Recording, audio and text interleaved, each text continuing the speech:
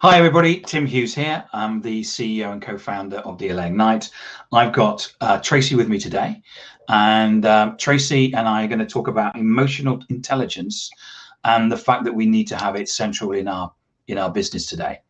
All of us have gone through an awful lot of changes over the last 12 months, and I think that I certainly believe that emotional intelligence has to be forthright and center in any business. But before we get into it, Tracie, can tell everybody where they can get hold of you. Sure. I'm the only, as far as I know, at least right now, the only Tracie Sponenberg on LinkedIn. So you can find me there. That's probably the best way. I'm at Tracie Spon, Tracie with an IE, across Instagram, Clubhouse, Peloton, Twitter, all that good stuff. Same handle. And I have a website, traciesponenberg.com, that I don't think I've updated since pre-COVID. So, but that shows you what I did do like a year and a half ago. So that's we'll show Tracie as in Tracie. Correct. And Sponenberg, which is Sponenberg. Correct. I'm reading it off the screen, that's why. I have to kind of run it. It's my husband's last name. I have to kind of run it through in my head myself once in a while. So a lot of N's. And so you are actually you're in human resources. You are a CPO, aren't you? Yes. For a toilet company. Yes, a company that sells toilets, and it's called the Granite Group, and we're a wholesaler in the Northeast. We sell a lot more than toilets. We've got about 50 locations all over the Northeast of the United States, but it's kind of fun to talk about because that is plumbing is our biggest market. And but the thing is, it's been interesting, the development that you've had, not only in your journey, because you admit, like me, I'm an introvert, and here we are having a conversation rather than curling up in the corner and not talking to anybody. And you've been through this whole journey of learning how to speaking, and even before the pandemic, you're on the speaker circuit. Yeah, it's weird. And I get asked that a lot, and I get accused of, you can't be an introvert a lot. And I always explain to people that that's not what it means. It's where you get your energy. And after this conversation, which is great, but I'm conscious that it's going to have a wider audience, it'll deplete me for a little while. If I speak in person, back when we did those things, I have to stay near the wherever I'm speaking, so I can go back and either take a nap or rest, and I just have to figure out how to recharge. And I try not to do, say, too many things in a day or a week, because it really does take a lot of energy out of me, but I still like it. And I think you can like things that are really hard for you. Yeah, I do. I mean, I agree. I mean, the thing is, it's internally, like if you gave me a choice, do you want to go to the bar or do you want to go back to your hotel room and read a book? I'll always say I'll go back to the hotel room and read a book. Right. Because I don't get energy. I like meeting people. I mean, I was saying to this podcast, I just love this podcast because I meet so many interesting people who tell me so many interesting things, and then I go and tell other people, and they think. Then I do actually tell people that I don't say it's all just me. But it is fantastic talking to people and hearing about stuff, and going to the bar would allow me to do that. But deep inside, I'd go and read the book. Yeah, and I just started doing that kind of thing, and I don't drink, so going to the bar isn't quite as much fun as it used to be in the college days. I haven't drunk for 11 years, so. But still go, and a few years ago, I had to literally be forced by a friend and to an event, and that kind of changed my life and opened my perspective up on things. So I try to be more open to things that I really don't want to do because they're uncomfortable. Now, you talked a lot when we had the prep call about people first, and the importance about putting people first, and it's something that I believe in as well. But tell me about that. How does that? What are your drivers around that? It took me a long time to get here. I was a really traditional HR person for a long time, and I think I really didn't fully get there until I joined my current company, which really leads people first, and we're incorporating people into the tagline of our company. Our CEO is in all of our locations all of the time, could never do undercover boss, and really truly wants to build a dynamic growth engine for our people. That's his North Star. our North Star and our people team is creating an incredible people experience, individual and curated, and we're working on it.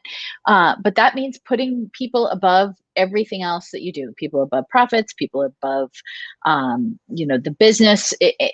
To me, that means something different to everybody. And you can define people as your people, which is how I define people. You can define people in a broader sense, including customers and vendors and so forth.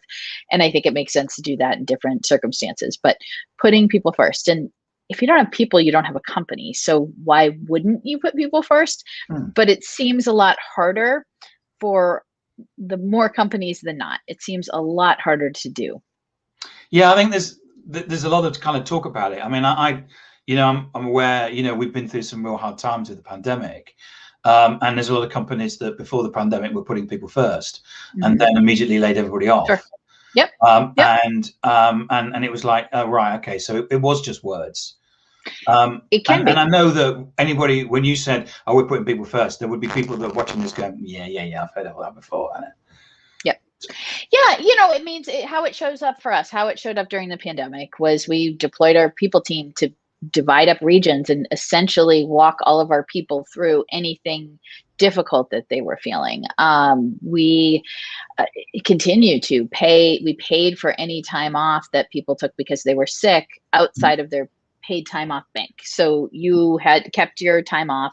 And then if you had the sniffles, we wouldn't let you come in because it was dangerous. And we're an essential customer facing business. So we continue to do that. Our whole executive team travels around to all of our locations and gets in front of people regularly and talks to people. So, we as HR professionals in my profession, we often sit behind a desk and just kind of do our jobs from there.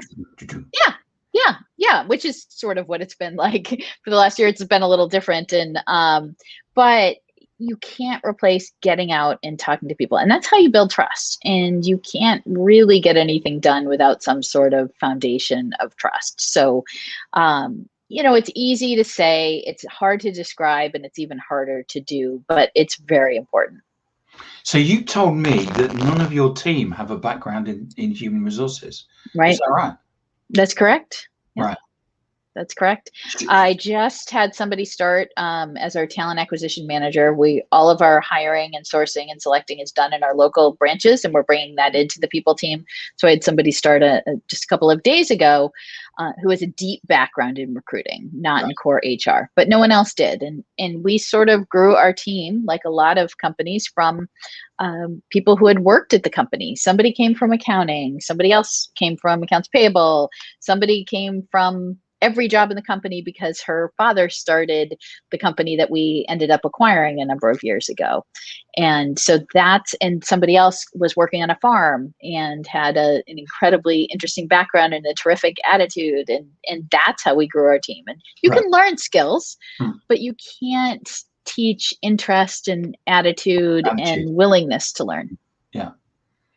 And so what's your definition of emotional intelligence? What do you see as that? So, I mean, I guess the textbook definition, there's lots of definitions of the ability to control and regulate your emotions. And it goes much deeper than that. And it plays out in the workplace and much, much deeper than that. But I look at the foundation of emotional intelligence is self-awareness, because if you don't have that, it's really hard to have all of the other things that go along with that, right? So self-awareness is something that I think all of us can do a little bit more work on, definitely including me, right? Yeah, I mean, but it starts there. There's something, I have a very dry sense of humor, which people don't get. Yeah. So I don't tell jokes because I'll say something and it's likely someone will go, won't understand it. So I once went on a presentation course where they said you always need to start a presentation with a joke, and I never followed that because it would just fall flat. So I know that it doesn't work. It's part of me. So I guess it's understanding yourself, isn't it? It is. And often when I present, I'll acknowledge that I'm an introvert. It depends on what I'm presenting on and where, because my neck turns beet red and it's super apparent and I'm very aware of it. And I find it easier to be able to just be myself than to be someone else. And I've tried that and it doesn't work. So you just do what works for you. So you were talking about the elements that you see as making up emotional intelligence, confidence, empathy, looking after your people, leading with compassion. Tell us about that. So I think, the 5 core elements, the ability to regulate your emotions, self-awareness, motivation, empathy, and social skills. So those all make up the traditional emotional intelligence. But I think things like confidence really play into that, because I think that's very tied to self-awareness. And if you don't have the confidence to stand up for yourself or stand up for what's right for your people, especially in a role like mine, you are going to fail, because it's a difficult role. You're going toe-to-toe with CEOs, you're going toe-to-toe with the executive team.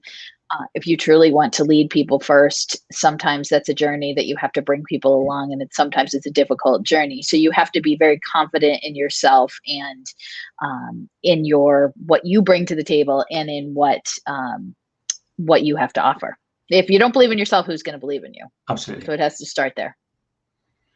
And so you also talk about so there's the confidence. You also talk about empathy as well. I really think that an emotional intelligence as a whole, and empathy in particular, is really the key to leadership. And we didn't talk about this, at least in the companies that I worked in years ago. Over the past several years, we've really opened up to the notion of the importance of empathy. We've really broadened what that looks like and how we use that in the workplace. And I think one of the things I like to talk about a lot is that empathy can be learned. So I have friends and I have family members, my husband is, that are born empaths, that are just deeply feel for another person, can really feel what they're going through. I was not born that way. I know a lot of other people who were not born that way. But that's a skill that can be developed, and it's a skill that must be developed. I often tell my team, I'll say, I don't always pick up on these social cues. I try to ask a lot of questions, and I think everybody should ask a lot of questions. How are you feeling today? Every time we do a meeting, how are you doing today? And I want honest answers, and ask a lot of questions so I can cue into the different social nonverbal cues that they're giving, so that I can learn over time, if they may be off. And I think somebody who's an empath would feel that immediately. So eventually I can call someone up and say, hey, I noticed you were a little quiet in the meeting. What's going on? Let's talk. And that's so critical, because if we are people focused, you have to respect your people. You have to love your people, really. And that's on a level that goes beyond the workplace. You have to look at that whole person, and that whole person can be messy and complicated sometimes. And they all, the thing about people at work is that they bring everything from all their baggage that they have at home. As I said to you, I had to visit my father in a nursing home, and all of those things, and I do all that, and then immediately I'm here and I'm asking you questions, I'm smiling. Right. And so we all have these things that we carry, and we bring them to work as well, and you in HR and me as a CEO, we have to make sure that we're supportive of those things. Right. And talk about them, and talk about things like politics that were taboo in the workplace. Talk about social justice issues. Talk about these sorts of things that years ago we didn't, because by ignoring them and ignoring emotions, we're saying that our people aren't worth it, and that it's not, how they're feeling isn't valid. And that's just wrong. And there's no work-life balance. It's all just part of life. Work is a part of life. And we have to acknowledge that people are people outside of the office or virtual office or wherever they may be. Yeah, I was talking to my mother as I was driving her to see my father today. She used to be a social worker. She's been retired a long time now. But she was there was a mental hospital closed down in near where I used to live. And it's part of I am going to come to the point. And some of the people in the mental hospital were there because they'd had illegitimate children. And because what we used to do was that we used to hide everybody that we didn't feel were normal away. And so these people, because they'd been in a mental hospital for such a long time, they were institutionalized. So there was nothing they could do with them. They couldn't release them out into the open. But my point is that we didn't used to be empathetic at all. There was shut up, deal with it. And now, the pendulum, and it has to swing the other way in terms of supporting people and understanding that we all have different issues, we all have things at home going on, and for people to give their best, then we need to be making sure that that we support them. Yeah, and we have to, especially, and I'm not a big fan of putting people in buckets of generations, but I see this with my kids of 15, 17, and 21-year-old, and they're very open. And they share everything, and they share things with their friends, and they openly talk about things, and that's going to carry over in the workplace. And we have to change for our people who come in to work for us as companies. It's not the other way around. It used to be the other way around. We used to have to expect people to change. Not anymore. We have to change ourselves, and in a big way. Yeah. So changing tack slightly. One of the things that you talked about when we were doing the prep was the fact that you have a very close relationship. The pandemic has meant that you've had to have a very close relationship with the CEO to make sure, and that's part of the people first strategy, really. Do you want to explain that? One of the most important thing, if I ever go to a job, that I look for is my relationship with the CEO, because I've been a head of HR in one form or another for 20 plus years, and as that, I can't do my job effectively if I work for a jerk, or if I work for someone I don't respect, or if I don't trust. So that is absolutely critical. That said, I always had a good relationship with our CEO, and I've been there about 6 years. It was good. It wasn't great.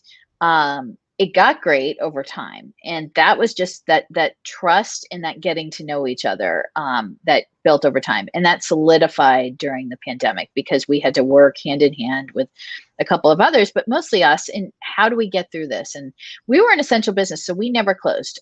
Some of our people work from home. We need toilets. Yeah, we need toilets, right? So everybody was going into the office every day, scared as hell, and figuring out how to navigate through that. And through it all, we always kept, what's the best thing for our people? What is the best thing for our people? And so we had to work together through that. And that definitely strengthened the bond. It strengthened my ties to the company. And it allows us to do better work together, because I can learn how he would react, and I can anticipate that, and I can act in accordance with that. And I happen to agree with not everything, but most things. And so we make a really, really good team. And I think that's critical in a company to move the company forward and toward a people first mentality. And so as well as making sure that if the people didn't come in if they were sick, you made sure that you carried on paying them. You also did something else, didn't you, that he announced? The bonus. Oh, yes. I wasn't sure if I could mention it or not. Yeah. No, that's all right. I was like, what else did we do? No, we had a better year than we thought. So we ended up offering a substantial bonus to our people, a surprise at the end of the year, which we don't normally do. And our CEO got, we had about 600 people at the time, we have more, well over that now, but got maybe 300 emails, separate emails of thanks. And it was a one-time thing, big surprise, and really, really nice to see how that works, because we kept working throughout the pandemic, but not all spouses, partners, family members did. Yep. So you don't know how money is going to impact someone's life, which was it was really cool to see. Yeah, and I think sometimes we see a person and we understand they get a paycheck, but often we don't understand that paycheck may be paying for children's shoes, or or the husband's looking for work, or so, you don't know, or parents, how many people that money is basically going to be shared amongst. Right. It was a nice thing to be able to do, and really, really cool, and nice to be working for a company that was able to do that. And it made me cry. I don't cry often, but reading some of the emails was really, you can show my emotional intelligence, right? But it was really, really touching. And in our CEOs, he's beloved, absolutely beloved. So Tracie, thank you so much for talking to us today. You spend a lot of time on Twitter as well, don't you? So I've got this note here that you've got. There's something I've written, HR Rebels. Oh yeah. So what's that? I'll boil it down really quickly. So years ago, I wasn't finding what I needed in our local market in New Hampshire in the US in terms of people who thought people first. So a friend and I, my friend Michelle, banded together and kind of formed our own local network of people who thought differently, people who weren't old school HR, and we'd get together regularly. And then a year ago, almost exactly a year and a day, after George Floyd's murder, we looked around and said we were all white women. That's really not appropriate. And we expanded our network and started to have really difficult conversations about race and how that shows up in the workplace and about our own privilege, and expanded our group. So now we have a group of men, women, and non-binary folks from all over the world of all different races. And my friend Kayla says, and I love this, you learn best from people who don't love, learn, think, or look like you. So you want to surround yourself with all kinds of different people. And everybody thinks people first, which shouldn't be rebellious, but right now in our world it is. And that's how that was born. Cool. So is that hashtag HR Rebels? Yes. Right. Yep. And you'll see that on LinkedIn once in a while too. And it's just we meet every week, we meet every Wednesday via Zoom. Right. And it's a very open group. It's very, very cool. And one of my favorite things. Okay. Fantastic. Tracie, thank you so much for coming Thank you, Tim. To us today. It's been fantastic. And I totally agree with you. You know, emotional intelligence, it's got to be the way forward. And we have to look after our people. And I think it's great the way that you and your CEO have supported them. Thank you. It was great to chat with you. Yeah. So remind people where they can get hold of you, Tracie. Yeah. Tracie Sponenberg on LinkedIn, at Tracie with an IE, Spon on all social channels, basically. And you can message me on LinkedIn or Twitter, and I'll get right back to you as well. within a couple days. And Clubhouse, which the only thing I do right now regularly is Fridays at noon Eastern time. Right. We do a HR on the House room, and we have different guests every week. This week is Randy Knaflick, who used to head HR for Google and SpaceX. So that'll be really cool. Okay, that sounds brilliant. Yeah, it'll be fun. Cool. Tracie, thank you so much for giving us 20 minutes of your time today. It's been fantastic. Great. And thanks, Tim. Thanks. And I'll see you on social. We'll see you later. Bye. Thanks. Bye.